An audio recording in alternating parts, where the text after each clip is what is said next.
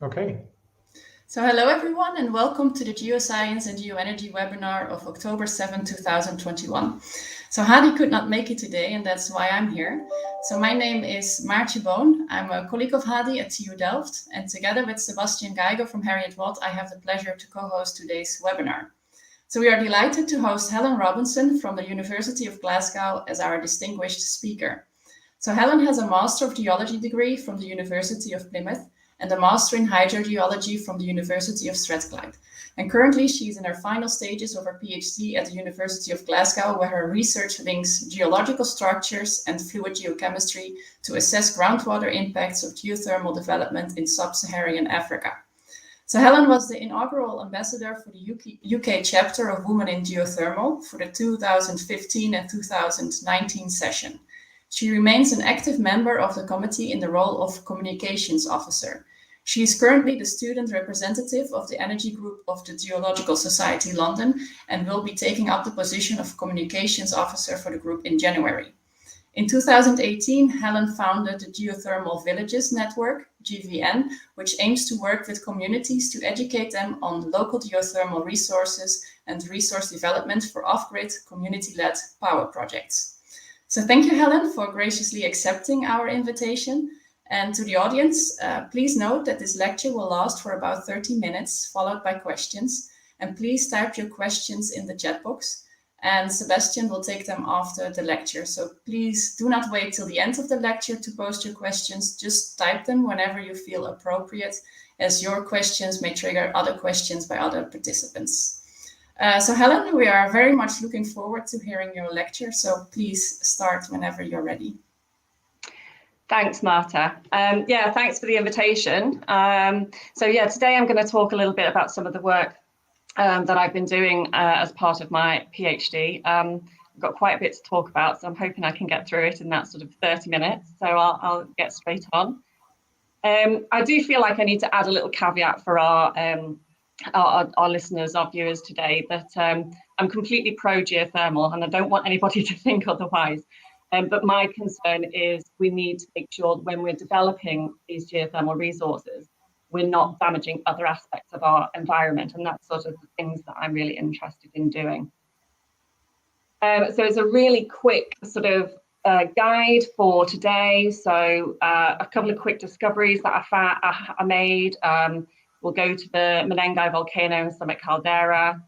We'll look at geological features within the caldera. And then go on to sort of the chemistry, excuse me, the gas chemistry, the structural data that I've been collecting, and the water chemistry, and try and bring that all together in the form of a sort of a discussion. I'll discuss freely rather than talking from a PowerPoint, and why this sort of work is important. So quick discoveries. So this plot summarizes the growth of geothermal installed capacity in Kenya between 1981 and 2019. And you can see that in green. And it represents the installed capacity at the Olkaria site, along with some installation at Aburu and Aserian. The yellow and orange indicate what is expected to come online, or what was expected to come online last year and this year. And the blue and pink represent what is expected to come online soon with the development at Menengai and the Akiri sites. You can see installed capacity grew gradually between 1981 and 2009. However, from 2014, development has been quite rapid, with the government even using the term aggressive to describe how rapid it's been.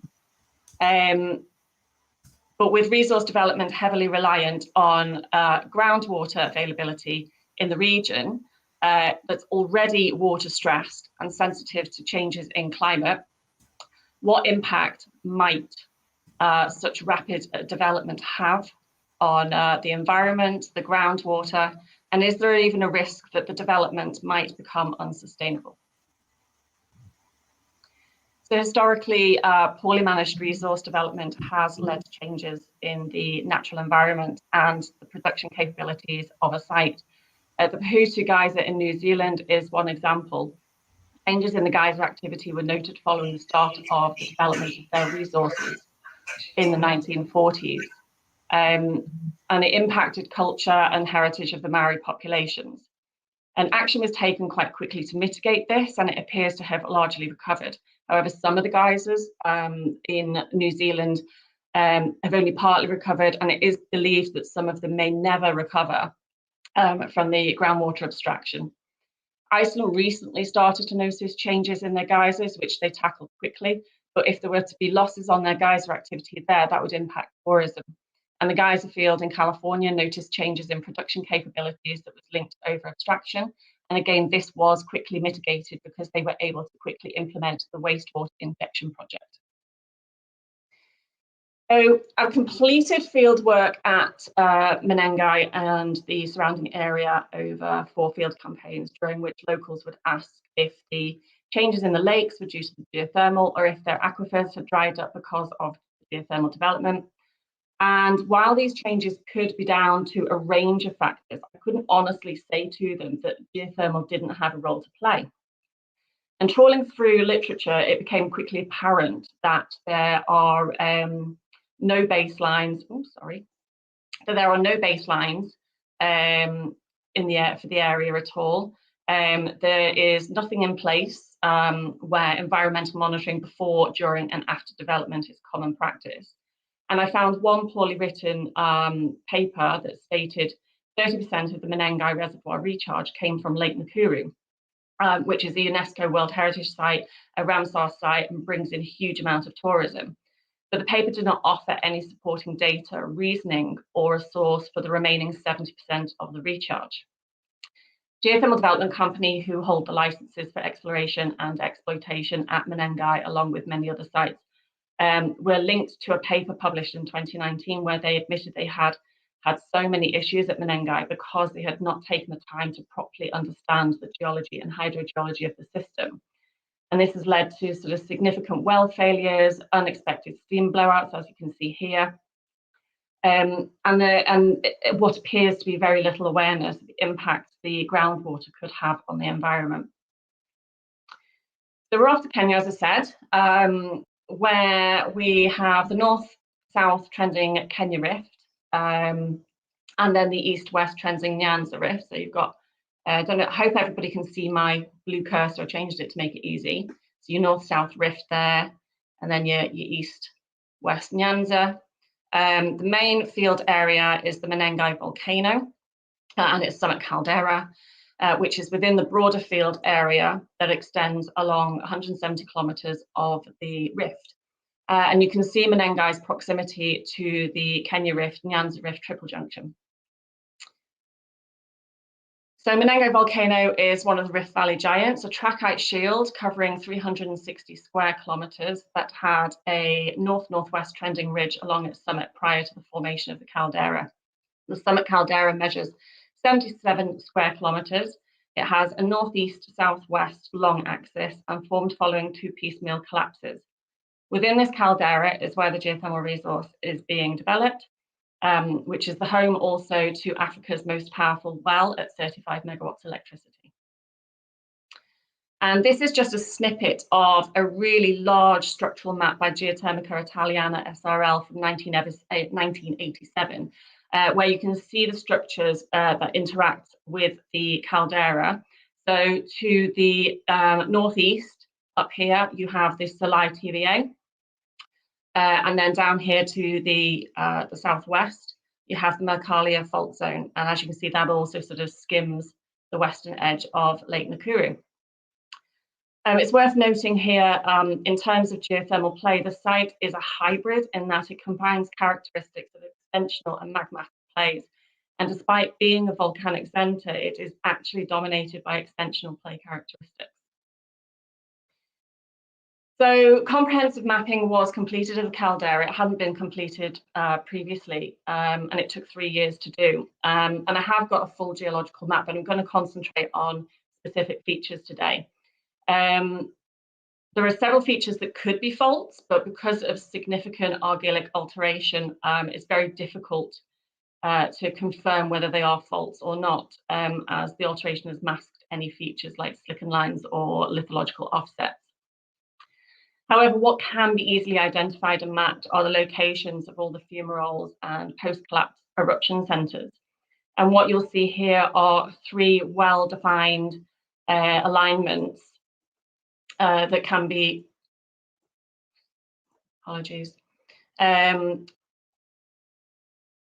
well-aligned eruption centres and fumaroles that could be attributed to the pre-collapse summit ridge I mentioned earlier, and an indication of subsurface structures. Within the caldera, there are many identifiable lineaments, like I say, not necessarily faults, though it is not always easy to identify again because of the argillic alteration. And each plot here has the long axis of the caldera in blue. This is important as it has been identified that the elongation has been controlled by Proterozoic structures by Robertson et al. In 2016. The direction of plate motion is in green, and the regional extensional direction is in orange, which has been determined using P and P values from earthquake focal mechanisms across Kenya, and I'll show you that plot in a minute. The green plot on the left is the, sorry, my apologies. The green, the pale green is the regional extensional direction of the rift pre 1.6 million years, and the purple is post 1.6 million years. And then the green data set on the left are small fractures that were measured in the field. The middle plot are open extensional fractures that were also measured in the field. And the blue data lineaments are measured from satellite imagery. And while the dominant population shows a clear north-south trend, which we would expect for the rift, for all data sets, there are populations of east-west, northwest-southeast, and northeast-southwest, excuse me, that could indicate interactions between present-day stresses and structures such as the east-west Nyanza rift that I mentioned earlier, and the Pan-African structure, the Aswar lineament, to which the change in rift trend from north-south to north-northwest, south-southeast in this area has been attributed to. As I've already mentioned, there is very little evidence within the caldera of significant geological structures. However, as the caldera is formed following two collapses, and the rim we see today is the topographic rim, not a structural rim, there will be significant structures buried beneath the post-collapse volcanics. Now, after water CO2 is the most abundant gas in a magma body and will rise to the surface following permeability zones. Applying soil CO2 flux mapping across the caldera could therefore help identify such structures. So I used the EGM4 analyzer and soil respirator that was loaned to me by Oxford University, and that's what you've got here. And I collected values from over 800 points across the caldera. And these are the results which were plotted using Bayesian kriging in ArcGIS. There's some quite significant peaks that are visible there. If we then return to the mapped eruption centres that I showed you earlier on, and the fumaroles, and compare, it's easy to see there is a clear correlation. And I have also proposed the location of a partial ring structure that would need further investigation. So you've got sort of your northwest or northwest, southeast alignment of both eruption centres and your peaks of CO2. And then I've sort of put in this black sort of arc that may or may not be the position of a buried ring structure as well. In addition to the soil CO2 collection, soil gas samples were also collected at almost 200 sites across the caldera, using the method described by Hinkle and Kilburn in a 1979 paper. And these are the results of that survey. So it's 13, carbon-13, carbon-12 ratios, and the data collected from Menengai is plotted in red, with data from other studies throughout the Rift Valley for comparison. Now, the other studies were much more targeted. They had an idea of where the faults were, and so that guided their surveys, whereas I didn't have any idea. So that explains why my values are quite broad. However, However, Darling et al. In 1996 established a range for Rift Valley magmatic CO2 to be between -6 and -2. And we can see here that some of the Menengai values plot within that range. This not only suggests there is a magmatic contribution to the system still, but that as CO2 is known to be lost during fluid rock reactions, for magmatic CO2 to be detected at the surface would suggest significant permeability to depth.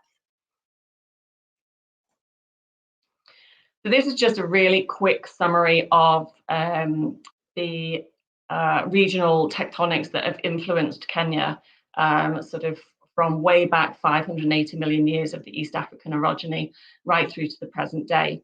And you can see that the regional stresses have rotated quite a bit over time. And as we already know, we've got the northwest southeast extension of the rift that's going on at the moment. And that is also confirmed by the TMP plots that I mentioned earlier of the focal mechanisms. There's nothing unexpected in these plots. They confirm what is already known with respect to the extension. But then if we go on to sort of the regional structures, these results are of over 1,000 lineaments that I measured by hand from the Geochemical Italia map. And you can see a well-defined north-south population. But these structures are perpendicular to the regional stress presented in the previous slide, giving rise to potential for dilation and greater permeability in the area. And then if we move on to the chemistry, the groundwater chemistry, you can see here that processes contributing to the chemistry vary depending on the source, with groundwater and thermal water chemistry a result of both evaporation and rock-water interactions. And then if we look at the chemistry to establish the water facies, I split the data based on latitude, and we can see here that there are variations between groundwater in the north of the field area and to the south, with calcium bicarbonate facies dominating in the north and sodium bicarbonate facies in the south. I haven't included it here, but there is also evidence in the north of reverse ion exchange that may account for the calcium bicarbonate facies, along with other factors, of course, such as the lithology in the area. From this, I eliminated waters in the north as contributing to the Menengai reservoir, because as you can see here on the left, the water facies for the geothermal wells in the caldera are also the same as the groundwater in the south. We can also see here the isotope data from some of the wells that was given to me by Geothermal Development Company. And it suggests a meteoric source that has undergone boiling for the reservoir. And the trilinear plot on the right also suggests there's no magmatic brines mixing with the reservoir waters. We can also use well data to plot enthalpy chloride mixing models, which can help us identify processes such as mixing with fresh water, boiling, and wells mixing with other wells. And here we can see evidence of mixing certainly between well 18 and well 20 and well 21. Now, what I should point out here is well 18 is as far east across the caldera floor as you can get, and well 20 and well 21 are almost as far west. So they're on completely opposite sides of the caldera, yet there's evidence that there's mixing between these wells. And using this data, I've not included it here, but you can actually establish reservoir conditions. And the data actually suggests the values of 350 to 420 milligrams per litre of chloride, which indicates mixing with fresh water, as geothermal brines often have a value of over 10,000 milligrams per litre. So a little bit of modelling of chemistry and ratios. The plot model on the left plots the ratios of the sodium and calcium, and this can be used to determine flow as the ratio values drop, and the model on the right plots sodium potassium ratios, and this can be used to identify areas of greater permeability. And if we look closer, we can see elevated permeability to the southwest of the caldera and the northeast, and we can see evidence of clear flow from the southwest and potentially from Lake Nakuru towards the caldera. Isotope values suggest a approximately 35 to almost 50% contribution to the reservoir from the lake, with the remaining contributions from Albanita and Bahrain aquifers. And there appears to be no contribution from the Cabottini aquifer, and this might be due to a structural barrier in the form of the southerly extension of the Solai TVA I mentioned earlier. So this is sort of my final sort of slide, with the exception of discussing sort of thoughts about all of this. And what we've got here is plots of groundwater temperature and silica concentrations. And the two plots on the left for the temperature and the silica includes all the data for groundwater wells external to the caldera, but it also includes the data for the geothermal wells. And of course, as we would expect, we have significant temperature and silica concentration hotspots within the caldera. But if we remove that data for the geothermal wells and just look at the data for the groundwater outside of the caldera, we can see that towards the southwest, we've got some significant hotspots of both temperature and silica concentrations.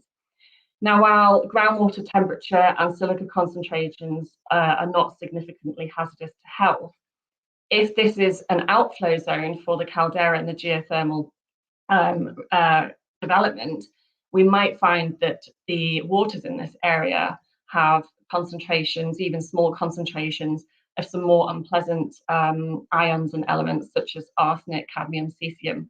And that data doesn't exist, and it hasn't, as far as I'm aware, been investigated yet. And this is what I mean by talking about sort of impacts to our environment and making sure we're monitoring everything before, during, and after any kind of development at any site. This is not just Menengai or other sites in Africa. This is everywhere around the world. You know, and what does all of this mean? Well, we have evidence that suggests structures external to the caldera support groundwater flow and permeability towards the caldera from the south and the north. And we have chemistry that also supports this, as well as sources of recharge being the lake and the aquifers. But what would that mean? Would that mean that over time, if we were not to monitor the volumes of abstraction, that aquifers could be lost forever for the purpose of drinking water? Could we even lead to a significant drawdown of the lake, which might affect wildlife and the tourism? All sorts of things like that need to be taken into consideration.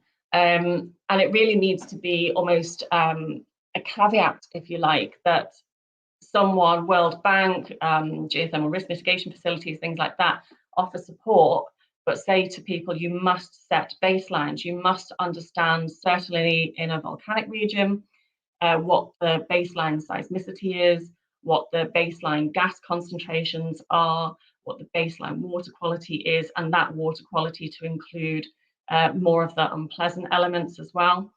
Baselines for drawdown tolerance and cones of depression, and what extent that might actually affect or not affect the environment around us.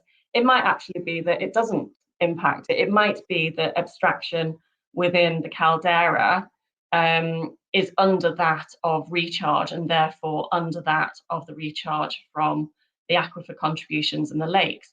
But more investigation needs to be done to assess this, and it's whether development at Menengai, for example, is far too well developed for us to get any kind of baseline that can be used. It might be that we've missed that opportunity, but we certainly need to be making sure that these kind of principles are applied to other sites throughout East Africa to make sure we're not impacting the environment, people's drinking water sources, people's culture, communities using hot springs and things like that for household chores and bathing. And it's just really important, I think, that we incorporate that. And actually, if you're really smart about it, a lot of the data that you use to set your baselines can also be used for geothermal surface exploration. So the CO2, for example, monitoring carbon 13-12 ratios and monitoring CO2 flux is commonly used for volcanic unrest. But you saw by the data that I presented there that actually it's identified a significant permeability zone that could be targeted for drilling when you're developing a site. That's everything. Thanks, guys.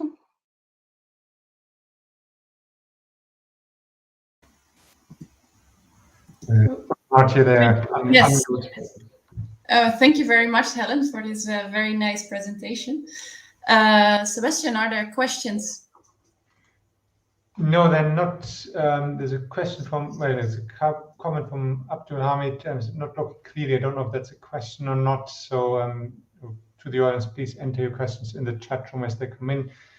But I also had two questions myself, Helen. Here, thank you first of all very much for this really nice talk.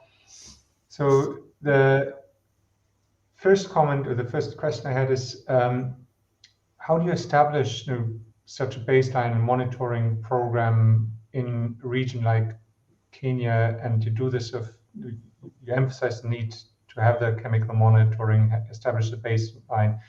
It's a region where there's very rapid geothermal development ongoing.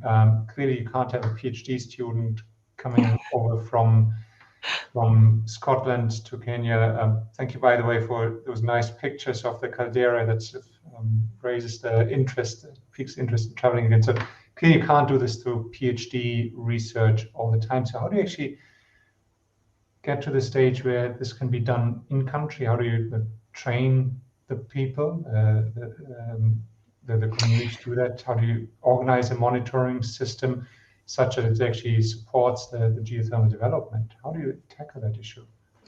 I mean, it is a big job. It's definitely not something I could do on my own.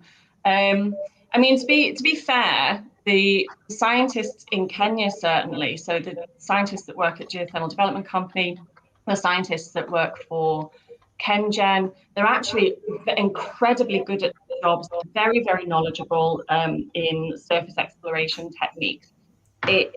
It's more demonstrating the importance of making sure we incorporate these baselines to be developed prior to development. And the thing is actually a lot of the techniques that can be applied, like I mentioned with the flux, can be then applied to the exploration themselves. And there are scientists over there who can do CO2 flux measurements. I've worked with them already. We've run workshops to do sort of some knowledge exchange and things like that. And I guess it's a lot of work with policy and legislation and encouraging that to be updated so that it allows for these funding bodies, the World Bank or the risk mitigation facilities, to actually attach that stipulation or caveat or whatever you want to call it to, we will give you X amount of money, but you must demonstrate that you've set these baselines and that you monitor during development and after development to see if there's been any environmental responses. And I think that's where I almost think that's where the wall is, if you like. They're so sort of driven to develop their geothermal resources and be really green with their energy and, you know, and everything that comes with that, with improved health long term and improved access to jobs and what have you. They are so driven, and I think that's driven, and that's why it's been a bit aggressive, and some of these important aspects have been overlooked. And I wouldn't want to say slow them down, because I don't think that's fair. But we just need to do more knowledge exchange with them and encourage policy and demonstrate how you can kill two birds with one stone with the data. Okay, thank you. Park my question here for a moment, because I have now follow-up questions related to that, to the discussion that you just started here. And I give the audience the first pass. So Barnaby asked, I'm sorry, I may have missed it, but who are the principal operators of the geothermal resources in Kenya? Thank you for your talk. Thanks. So there's not, it's basically Geothermal Development Company, who are part of the Kenyan government, and then KenGen. GDC tend to do more of the site development, and then KenGen are the electricity providers. And there are a handful of smaller companies that are doing sort of individual site developments and what have you, at smaller scales. But it is really just geothermal development company that are doing the development across the region. Okay, and the responsibility then, you think ultimately that you would, or legislation is needed for the operator, not just the development, but later the operating companies to provide that monitoring? Yeah, definitely. I mean, there's no doubt that the responsibility for the impacts we have or the development has on the environment is down to developers and operators. But if they don't feel there is a need for these baselines, or they're not encouraged to do them, they might see it as an unnecessary task or an unnecessary outlay of finances, because some of these surveys are, they're long term. I mean, I did the CO2 flux survey over sort of 2 years, but over sort of 6 weeks altogether, with 4 other people. But you need to be doing that survey. It needs to be repeated annually, at least annually. So your first survey, so for example, the data I collected for the flux would be used to set the baseline. There's over 800 values, so you could set your baseline with that by just doing a simple cumulative frequency, for example, just something nice and simple to get you started.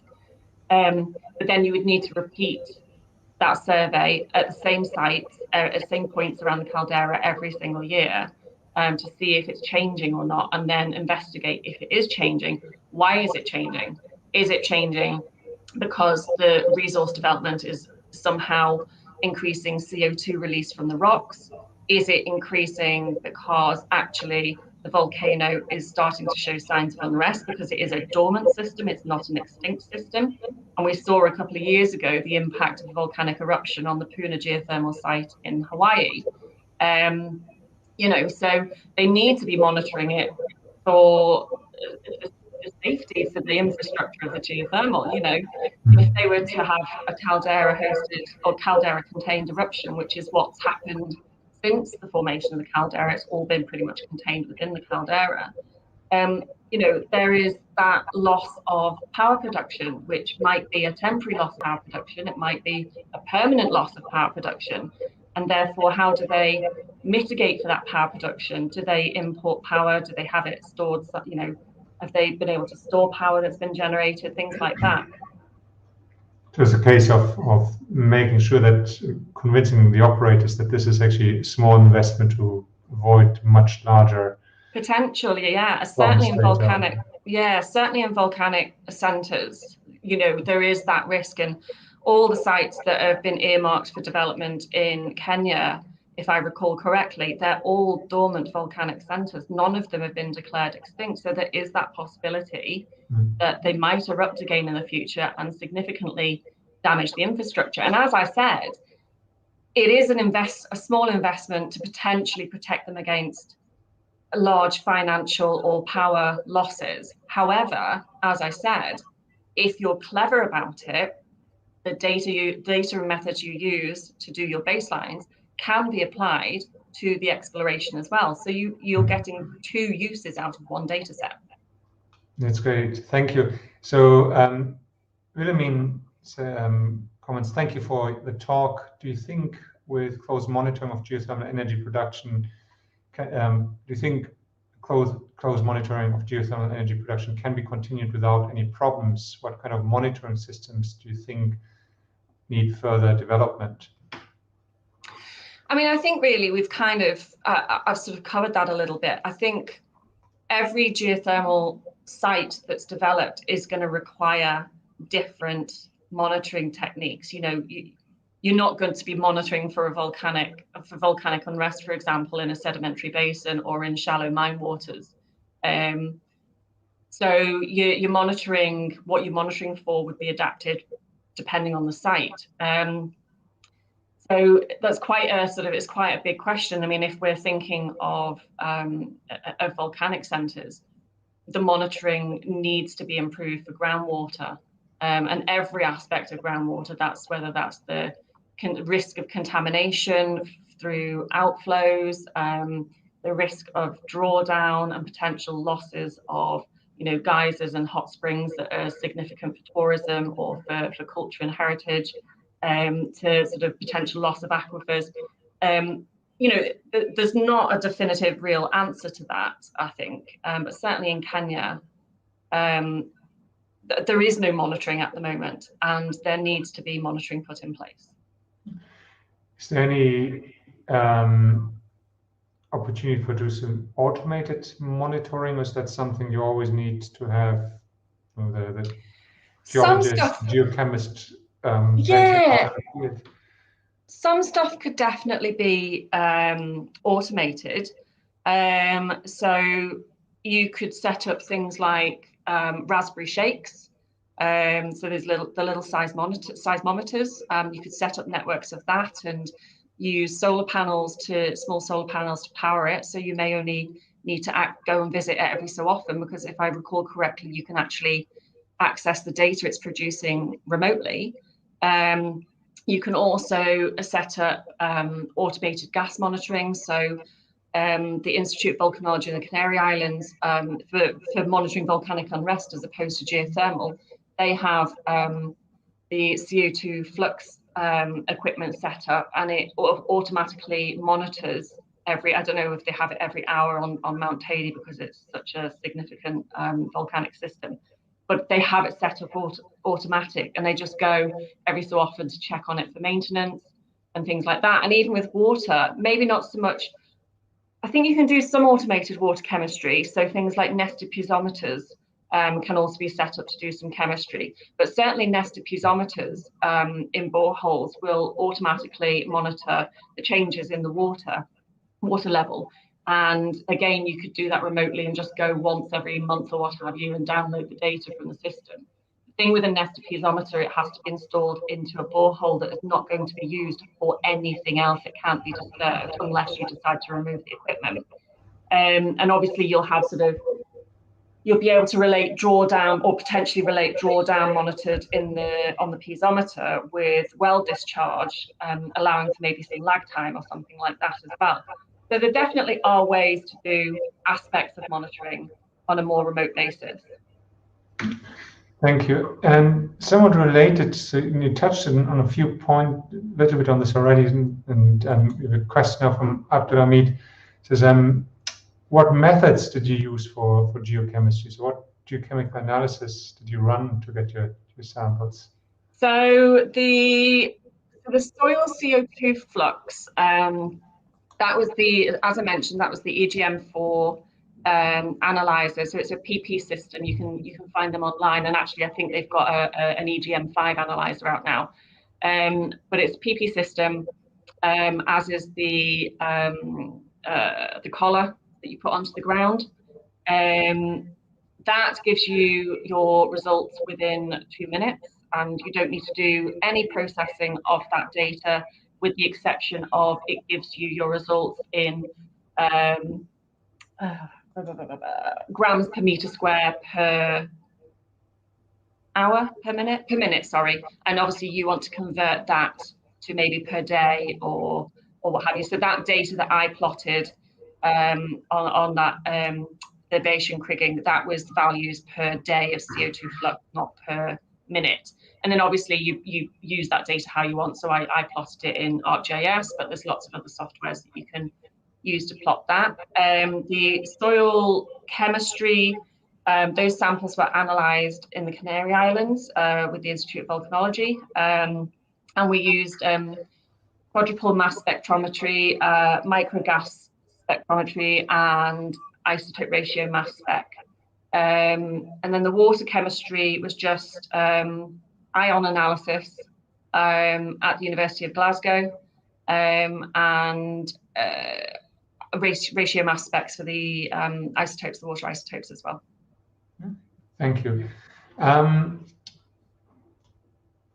I'm going to go to the audience question before I sort of sneak in my own question again. But Yuan Wang, one of our very frequent listeners, is that could the learnings from Kenya be applied to or guide the development of other geothermal resources in the US or Europe? Absolutely. I think any learnings from any resource development, whether it be geothermal or mineral exploration or anything like that, anything we learn from developing those resources and exploiting them can be applied to other developments or other mining projects around the world. We're always learning what works, what doesn't work. We're always developing new technology and advancing our understanding. And I guess we need to be more open to sharing data and sharing experiences. Obviously, subsurface exploration has always been surrounded by that sensitivity, and I don't want to use the word secrecy, but it kind of is. And whilst I understand that, because you don't want competitors getting in there first by saying, oh, we found this resource and what have you. At the same time, I definitely think something needs to be put in place where we are encouraged to share data and share experiences. I mean, I was very fortunate that Geothermal Development Company were happy to share some of their data with me, both sort of groundwater data and well data.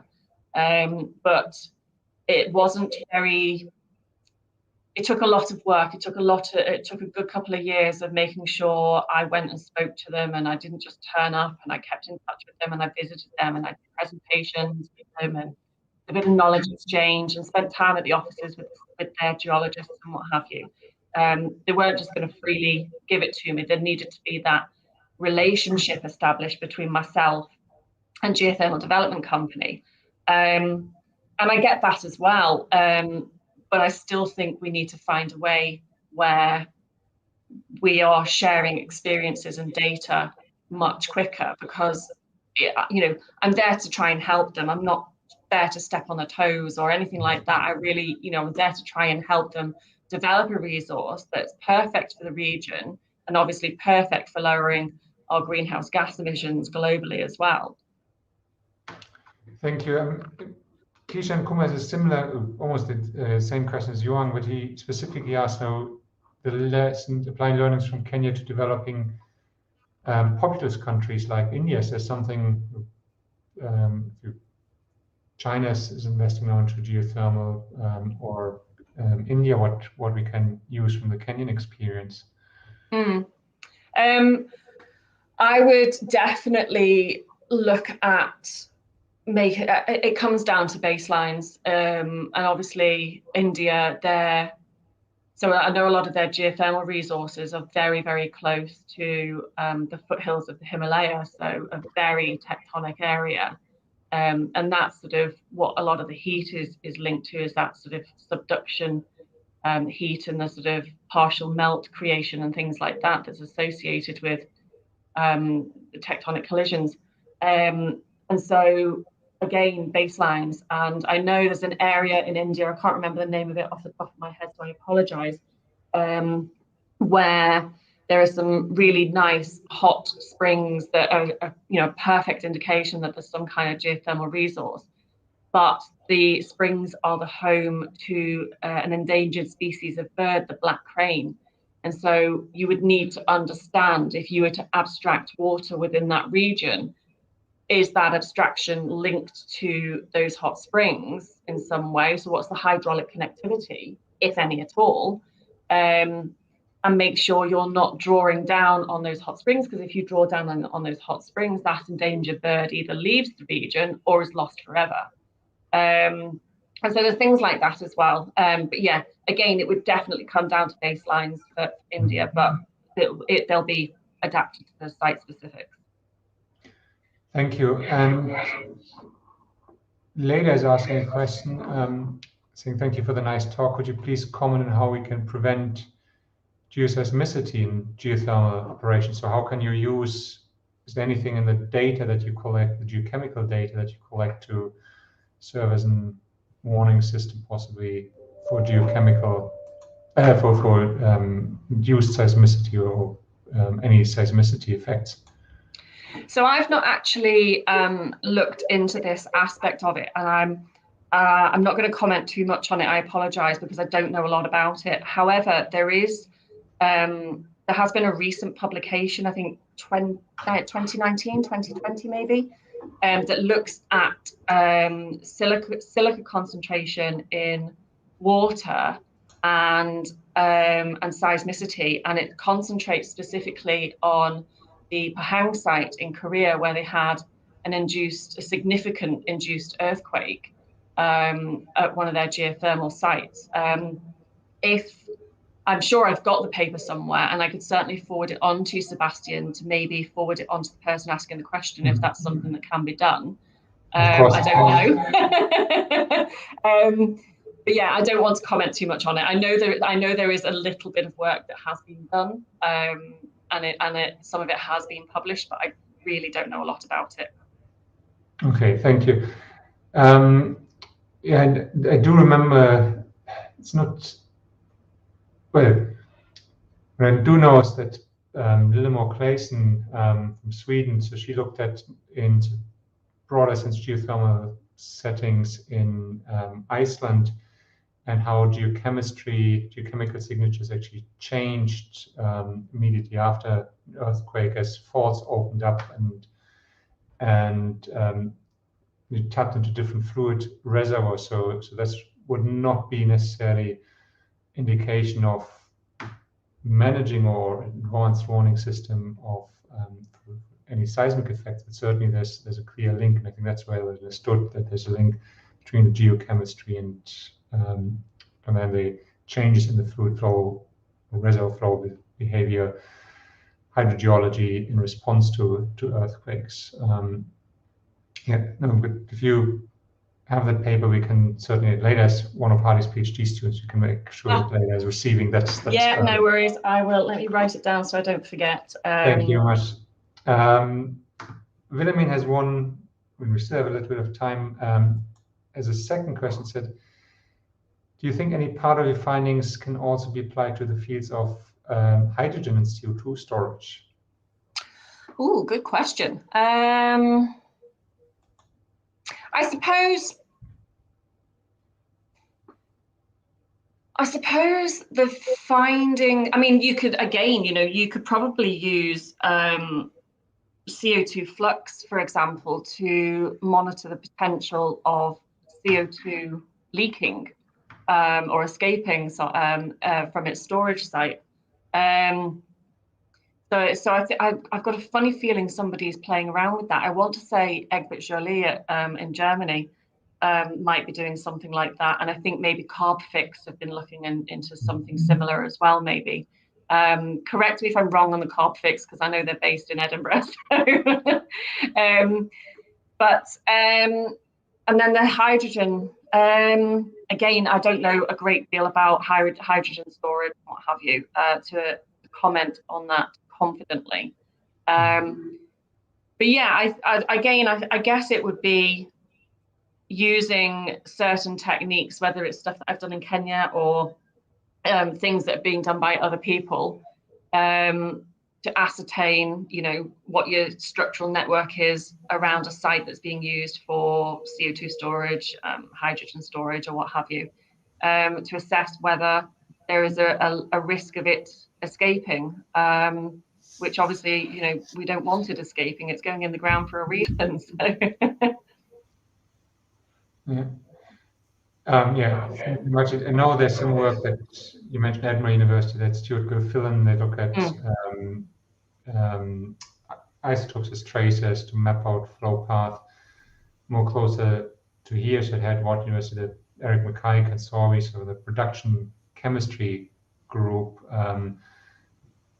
they always make an argument that actually a lot of the changes that you when you produce in reservoirs, when you co-produce water, changes in water chemistry that are very often routinely measured, actually another indication of what is happening in your reservoir in terms of fluid flow. Yeah, of course. Yeah, I mean, I guess, if CO2 was to leak with water.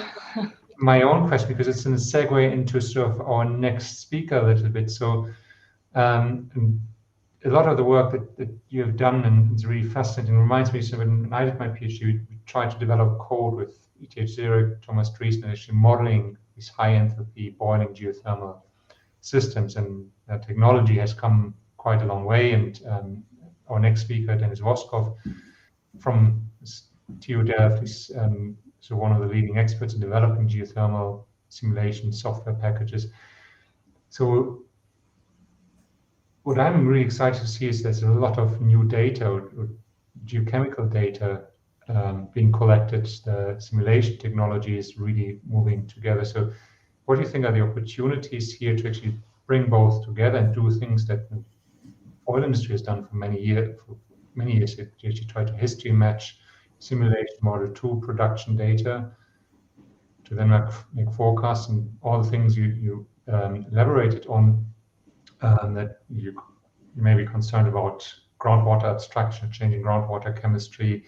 You may not know that's due to geothermal operations or temperature changes in the magma chamber, whatever process happening on. So what do you think what is the potential of combining the geological, geochemical, geophysical measurements that are being collected these days together with these really high-end tools that should bring both together, then to elucidate which processes could be taking place in sort of an inverted commas history matching approach?